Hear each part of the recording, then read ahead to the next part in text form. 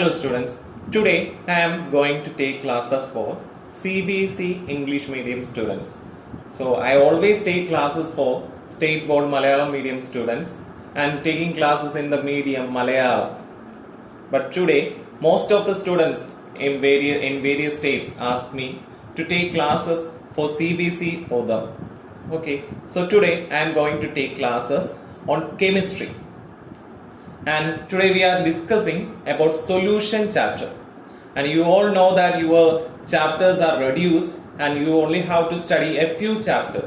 So I am going to tell you the main points and the major things that you consider in this chapter. So let us go to the chapter solution. So first of all, what do you know about solution? What is a solution? Solution means it is a mixing of or combining of. Solution means it is a combination of two components, but the combination of two components doesn't make a solution. That you already know that if I am taking some sand and some sugar,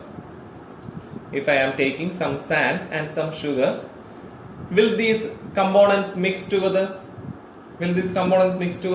No, these components will not mix together to make a solution. This will combine to form a mixture. This will never form a solution. These two will combine to form a mixture, because in a solution one component must be dissolved in another component. In a solution, it is very important that one component must be dissolved in another component. So I will give you an example, that is sugar plus water. If I am taking sugar and water, the sugar will certainly dissolve in water and it will make sugar solution. So this is a solution. And I am taking two component solution. There are a lot of solution. Even tea is a solution. Tea is also a solution. What are the components in a tea? There is water, H2O, then milk. The water we add, and the water the shopkeeper will add, like that, milk. And then what other components? Sugar, we add sugar. And tea powder, we will also add tea powder. Some people will add cardamom, ginger, like etc. So there are so many components in this solution. But in this solution chapter, we only concerned with two component solution, and they are called binary solution. The two component solutions are called binary solution. Okay, there are a lot of binary solutions, and here I just taken an example for binary solution of solid dissolved in liquid. Okay, here just I am taking an example for solid dissolved in liquid. Not always solid and liquid combine to form a solution. We can form either solid solution, solid liquid solution, solid gas solution. There are so many different types of solution you have. So let's go to the different types of solution first. What are the different types of solution?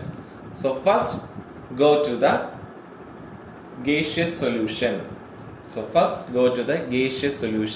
That is gas dissolved in gas.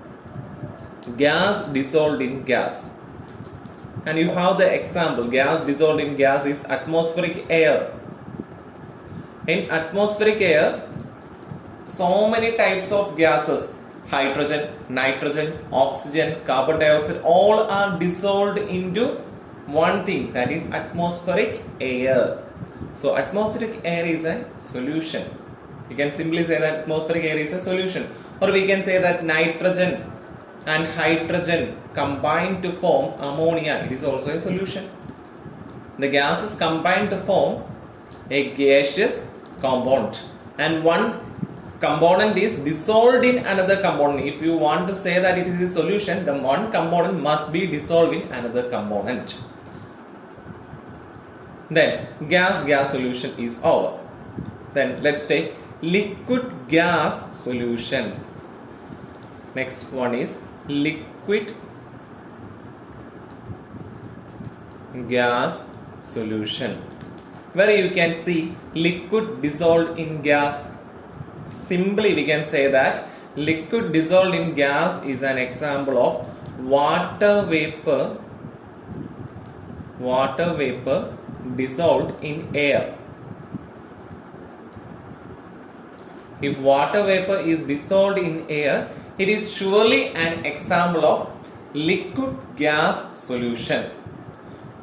In our summer season, we will put the clothes, the wet clothes inside our home, inside our rooms, and we feel that there is a cold or humidity inside our room, and that's because the water in the clothes, wet clothes, will dissolve in the atmospheric air. So water vapor dissolved in the atmospheric air is an example of liquid gas solution. Okay, liquid gas solution is over. Gas, liquid, and next one is solid. Solid gas solution, where you can see that solid gas solution, camphor dissolved in nitrogen gas is an example of solid gas, and also naphthalene dissolved in air, it is also an example of this solid gas. And we can also say that in our daily life, in our daily day-to-day life, we will go to beaches, and if we check our cheeks after returning to home, then we can see that there is something in our cheeks. There is some powdery substances sticking on our cheeks. What are they? They are iodine. Iodine is dissolved in the atmospheric air of beaches, and that is also an example of solid dissolved in gas. So many examples are there for gases. And then let's go to liquid solution. So gaseous solution is over. Then let's go to liquid solution. First, gas dissolved in liquid. Gas dissolved in liquid.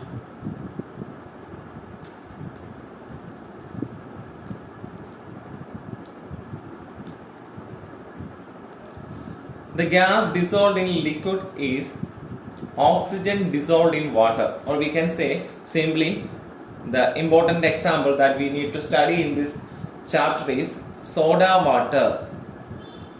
Soda water is a better example because carbon dioxide is dissolved in water. Carbon dioxide is dissolved in water here. So soda water is an example of gas dissolved in liquid.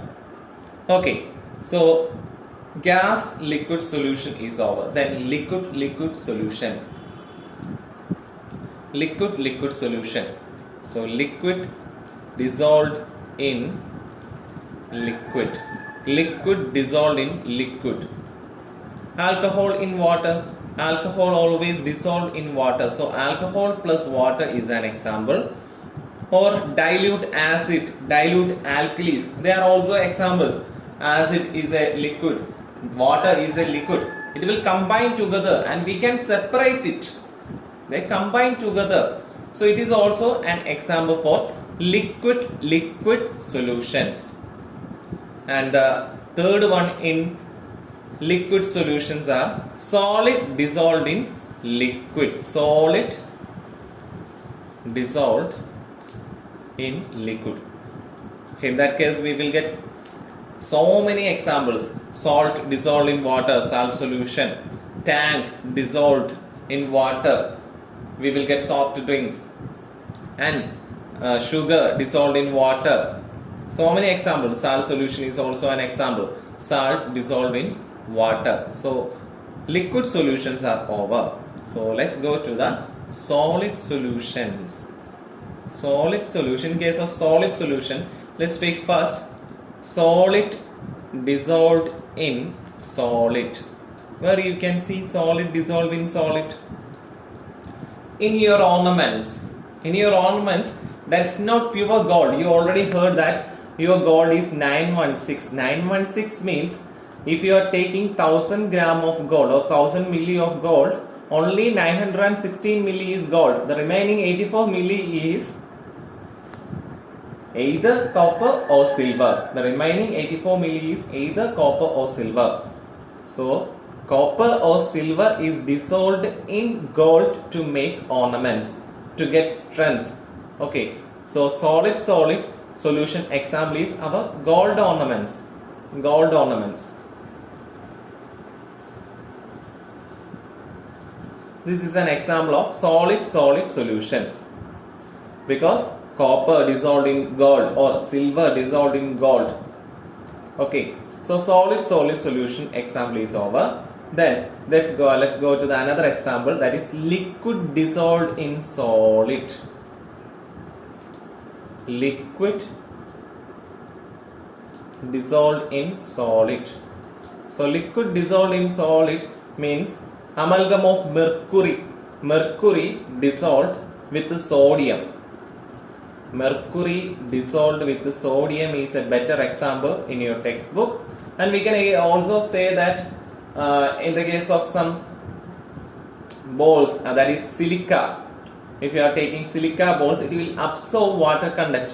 These silica gel packets are almost already in your electronic gadget packets. If you are buying a mobile or if you are going to buy an electronic watch, there will be some packets inside that box. They are called silica gel. They will absorb the moisture, and by absorbing the moisture, they will not damage the electronic device that put inside that box. If they didn't absorb that moisture will damage the electronic device. So always some silica packets are put inside electronic gadget. So solid, liquid, and the last one is gas dissolved in solid. So we have to find out an example for gas dissolved in solid. Simple example: hydrogen dissolved in palladium, platinum, nickel, etc. In your organic chemistry section, you will go to study that hydrogen and palladium, platinum and nickel are the most better catalyst you ever know. In most of the reaction, we will use palladium, platinum or nickel. They are the better examples of catalysts that you use in every reaction. And if we go to the reaction of water, in the reaction of water, you came to know that normally hydrogen combines with oxygen to form water, but it will take so much time. Hydrogen combines with oxygen to form water, but it will take so much time to form water. So what will we do? Because it will take not 1 hour or 2 hours, it will take several days to form water. So we will use a catalyst named palladium or platinum. We will take this palladium or platinum metal, and this hydrogen is placed in this metal and oxygen is placed in this metal. This will absorb or react with this catalyst. Okay, this gas hydrogen will combine with this catalyst and the water will be formed instantly. At 1 second, a pop sound will come and water is formed. So at that conditions, the hydrogen will combine with that platinum. If we are using platinum, that hydrogen will combine with that platinum. If you are using palladium, then that hydrogen will combine with that palladium. So hydrogen in palladium is an example for gas solid reaction, palladium or platinum or nickel, etc., whatever we can use.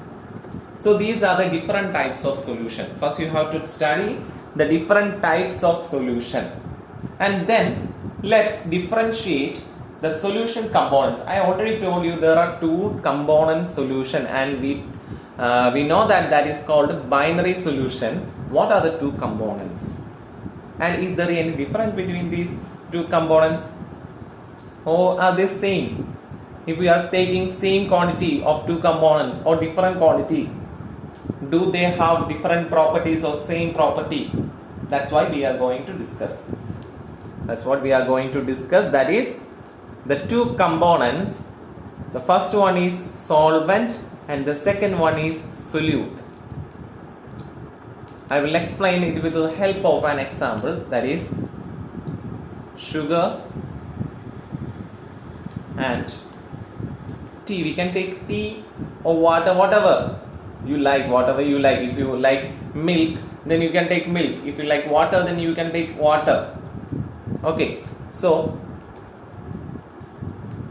sugar is added to water. If I am taking a glass full of water, if I am taking a glass full of water, will you add the same amount of sugar into it? That is a glass full of sugar. If I am taking a glass full of water here, will you add the same amount of sugar inside it? We can add it, but it will not dissolve. We will only add a small teaspoon. We will add maximum 3 spoons of sugar. If we add more, then it will not dissolve in that water. If we add more sugar, it will not dissolve. Okay, so in the case of sugar solution, sugar and water combined to form sugar solution, we can say that always the sugar is taken as less amount. The sugar is taken as less amount and water is taken excess amount. The excess amount substance is always solvent. So water is the solvent here, and the less amount substance is called solute, and sugar is the solute here. And we can also say another definition, the substance which dissolves in another substance is called a solute. Okay. Or the simple thing is, the less amount will be always solute and the excess amount will be solvent. The phases may change, they may be solid, liquid or gas, but the less amount will be always solute and the excess amount, higher amount will be always solvent. Okay, so let's go to the next topic. In that topic, we are going to study about the concentration of that solution. So the first important topic here is concentration of solutions. We have to express different concentration terms to study about solution. What do you mean by concentration? The amount of substance, that's called concentration. Concentration means the amount of substance. If you are going to look at the concentration of sugar in water, that means how much amount of sugar is dissolved in that water. If you are going to consider the concentration of tea powder in tea, sometimes you heard that people will tell light tea, a medium tea and a strong tea. What do they mean? Light tea means only small quantity of tea powder should add up to that milk. Or if medium tea means you can add a medium amount of tea powder. If strong tea means the amount of tea powder will be higher as compared to the lighter and the medium. So concentration means the amount of substance in that solution. So we are going to study different concentration terms. And the first concentration term is mass percentage. Okay, the first concentration term is mass percentage. And before that, I will give you some letters to represent this solvent and solute. Otherwise, we will always want to write solvent, solute, solvent, solute, mass of solvent, mass of solute, weight of solvent, weight of solute. That is much bad. So we have to give some letters. It will be more easy. I will give A letter to solvent and B to solute. So we can represent every time solvent as A and solute as B. If you are going to represent weight of solvent, then we can represent as WA, weight of solvent. If you are going to represent molecular mass of solute, then molecular mass of solute, MB. This is much easier. Okay, so let's go to the concentration terms. And the first one is mass percentage. And you heard about mark percentage. This one is not mark percentage, it is mass percentage, mass. You know that the weight and mass are entirely different, but we can consider that in the case of physics. But here we are going to study chemistry. In chemistry, we are only taking tiny particles and tiny elements for reacting, and we will not differentiate mass or weight. We are considering both are same. Okay, because we are taking too much tiny particles like elements, particles, electrons. So don't differentiate mass and weight in the case of chemistry. If you are going to physics, you have to differentiate, because weight is mass into gravity. Okay, here that's not a problem because we are taking small things. So in the case of mass percentage, you know that mark percentage, you have got some marks in your 10th exam, 9th exam, 8th exam. Mark percentage, what is the equation for mark percentage? The marks that you got, in your exam divided by total marks into 100. This is called a marks percentage.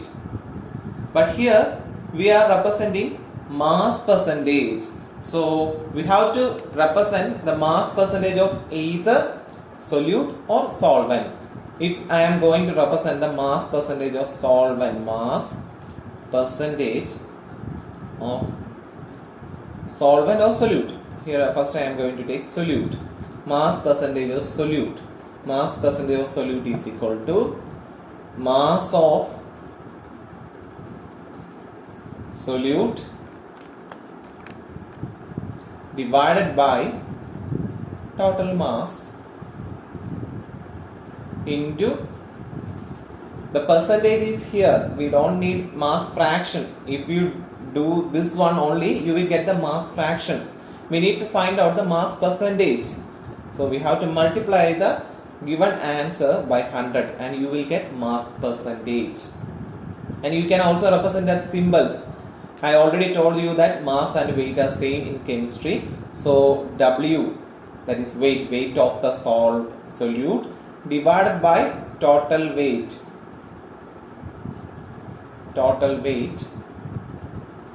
into 100. What do you mean by this total weight? That is WB divided by weight of the solvent plus weight of the solute into 100. So you didn't study this equation and you will not get this equation in your textbook either or in Google. This is the equation that we can develop for simple study. Okay, so that one is over. That is mass percentage. If I am telling that, the question will become like this. That is, if 10 gram of sugar is dissolved, in 90 gram of water, if 10 gram of sugar is dissolved in 90 gram of water, that is only possible. More than 10 gram will not dissolve in water. You know that because we have to take lesser amount of solute always, otherwise it will not dissolve. So what is the mass percentage of solute here? That is sugar. Mass of the sugar, that is 10 gram, divided by total mass, that is 10 gram plus 90 gram of water, and you will get 10 by 100, that is 10%. So they will either ask if 10% of sugar is dissolved or they will tell you 10% aqueous solution of glucose. What is glucose? It is another form of sugar. If you divide that sugar, you will get glucose and fructose. So they will ask like that, 10% aqueous solution of glucose by mass means 10 gram of glucose. That's it. Then let's go to the next heading, that is volume percentage. It is same like mass percentage. Volume percentage is same as like mass percentage. Volume of the given substance. Volume of the, I am not writing the whole thing. You can write the whole formula, what I am telling. Volume of the given component divided by total volume into 100. Same as like the mass percentage. In mass percentage, mass of the given component. If the given component is solute, then mass of the solute divided by total mass into 100. If the given component is solvent, then mass of the solvent divided by total mass into 100. Here we have to mention volume percentage. So volume of the given component, if that is solute, volume of the solute divided by total volume into 100. That is volume percentage of solute. If you want to find out the volume percentage of solvent, then volume of solvent divided by total volume into 100. There you can find out the volume percentage. Okay. Then next one is molarity. That is very much important. Molarity. So molarity means, molarity, it is represent molarity. You have to spell that correctly, molarity, because the same like another word is there. Molarity, it is represented by small letter or capital letter M? Capital letter M. Molarity is represented by capital letter M. And molarity is the number of moles of solute. The definition of molarity is, it is the number of moles of solute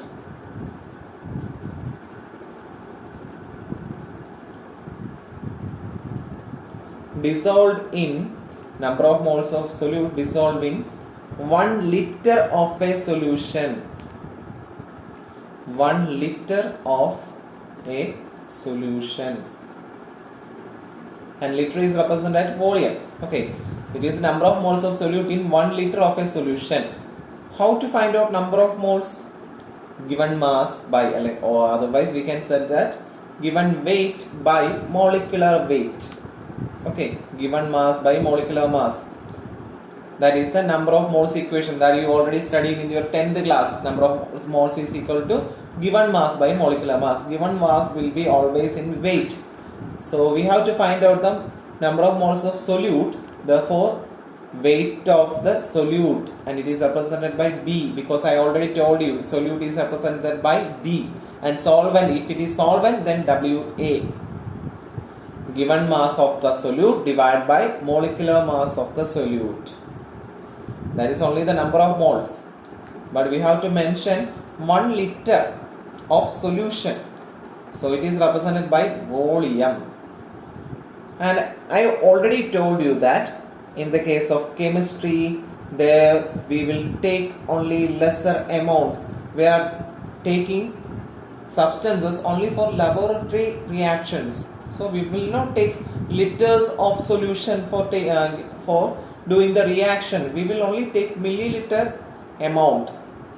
So we have to convert that liter into milliliter. For that we will multiply it with 1000, and the equation of molarity is equal to WB into 1000 divided by MB into V. V means volume of the solution. We will not write VA. If I write VA, that means volume of the solvent. We will not write VB. If I write VB, that means volume of the solute. I only write V because here we need to mention volume of the solution. VA and VB gives volume of the solution. So this is the equation to find out the molarity. Okay, it is the molarity of a substance. And the next one is molality. Same sounds similar. Molality. And it is represented as small letter m. Molality is represented as small letter m. Molality means the same definition, but there is a small difference. Molality means that is m is equal to number of moles of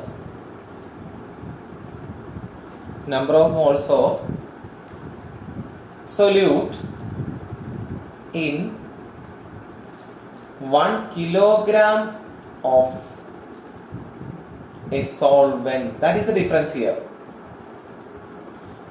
The same number of moles of solute.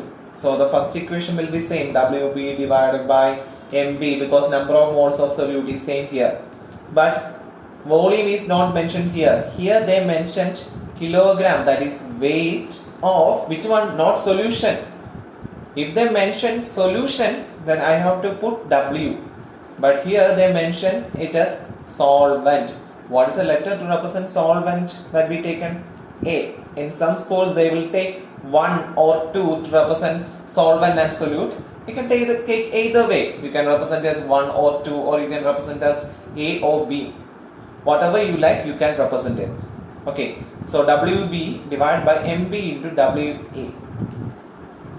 And already told one thing, that we will not take kilogram of substances. We will not take kilos of substances to do experiments. We will only take small 1 gram, 2 gram, 5 gram. That's only we need. Okay, we don't need much amount of substance. So to convert that kilogram into gram, we will multiply it with 1000, and the equation will be changes to small letter m, molarity small letter m is equal to Wb into 1000 divided by Mb into Wa. And here you know that Wb is equal to weight of the solute, Mb is equal to molecular mass of the solute, Wa is the weight of the solvent. And you have to do problems based on these equations. Okay. Then molality and molarity is over. Then another one is normality.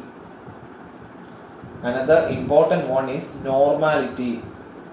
Maybe this won't be in your textbook, but this is very much important for your entrance exam. If you are going to prepare for entrance exam, then this one is very much important. That is normality, and it is represented as capital letter N.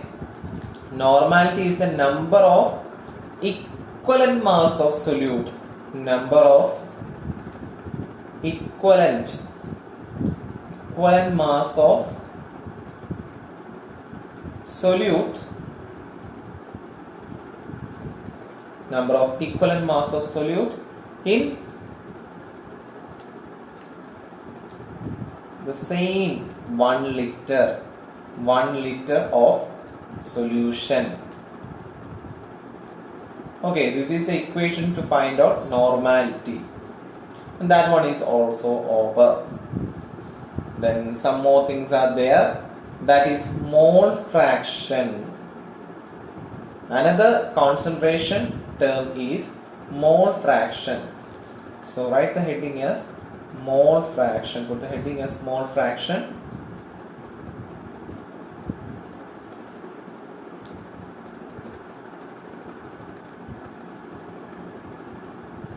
Okay, mole fraction, the fraction between moles.